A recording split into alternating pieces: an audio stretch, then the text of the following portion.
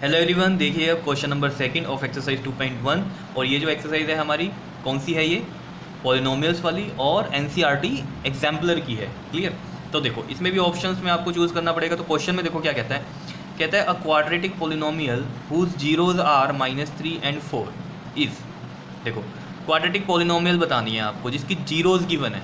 और अगर आपको याद हो जो सिंपल एनसीईआरटी के एक्सरसाइज थी उसमें क्या था, हमारे पास क्वाड्रेटिक पॉलिनोमियल निकालनी होती थी तो हमें दिया होता था सम ऑफ जीरोज और प्रोडक्ट ऑफ जीरोज, तब हम क्वाड्रेटिक पॉलिनोमियल निकालते थे। याद है कुछ? ठीक है। और यहाँ पर है हमारे पास क्या, सिंपल जीरोज गिवन है। ठीक है, तो देखो ये भी हो जाएगा क्वेश्चन। देखो किस तरीके से होगा, देखो सॉल्यूशन में चलते हैं। देखो अगर हम इक्वेशन वाले फॉर्मूले को यूज़ करें तो वो क्या था हमारे पास, x² minus sum of zeros multiply में x प्लस में प्रोडक्ट ऑफ जीरोज़, ये फॉर्मूला होता था। ठीक है, तो अगर इस फॉर्मूले को देखें हम तो हमें सम ऑफ जीरोज़ चाहिए।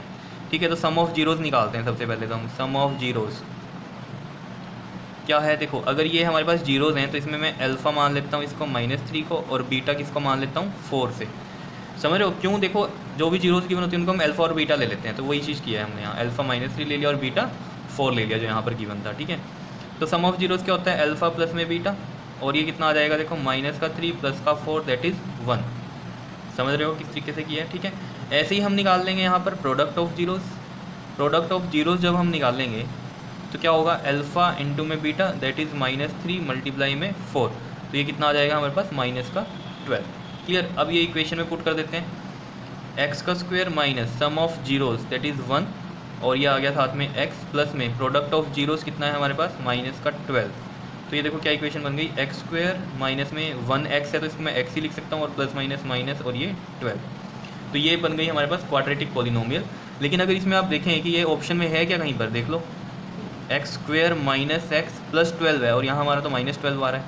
फिर यहाँ देख लो ये भी नहीं बनती है, ये भी नहीं है, ये भी नहीं है। ठीक है, लेकिन देखो ये वाला दिखा मुझे, इसमें दिख रहा है कि ये भी माइनस है, ये भी माइनस है, यहाँ भी माइनस और माइनस आ रहा है। और अगर इस पूरी इक्वेशन को हम 1/2 से डिवाइड कर दें, ठीक है, तो देखो x²/2 माइनस x/2, और ये कितना आ जाएगा आपके पास -12/2। तो देखो 2 को इससे डिवाइड करो, ये 6 आ गया। तो यही बन रही है इक्वेशन, x²/2 माइनस x/2, और साथ में क्या आ जाएगा -6। क्या समझ में आ रहा है या नहीं आ रहा है, बताओ ज़रा जल्दी से। ये तो चीज़ पता है ना, हम पूरी इक्वेशन को इससे डिवाइड कर दें तो कोई फ़र्क नहीं पड़ता। ठीक है ना, पूरी ही इक्वेशन को, क्योंकि हमने इससे डिवाइड कर दिया। क्लियर है इतनी बात? ठीक है। या फिर आप इस तरीके से कर सकते हो कि यहाँ पर इक्वल टू में 0 रखता अगर, तो 0 मतलब बोथ साइड हमने 2 से डिवाइड कर दिया, इधर भी 2 से डिवाइड कर दिया, और 0/2 क्या हो जाता, 0 ही होता। समझ रहे हो बात को या नहीं? ठीक है, इस तरीके से अगर मैं यहाँ इक्वल टू ऐसे 0 रख देता यहाँ पर इस तरीके से, ठीक है, तो क्या होता, ये डिवाइड हम कहते हैं, इधर भी हमने डिवाइड 2 से किया और इधर भी डिवाइड 2 से किया।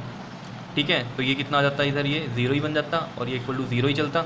ठीक है, और हम पॉलिनोमियल लिख देते क्वाड्रेटिक पॉलिनोमियल। देखो अगर इक्वल टू ऐसे 0 लगा रहा हूँ ना, इसको हम बोल देते हैं इक्वेशन।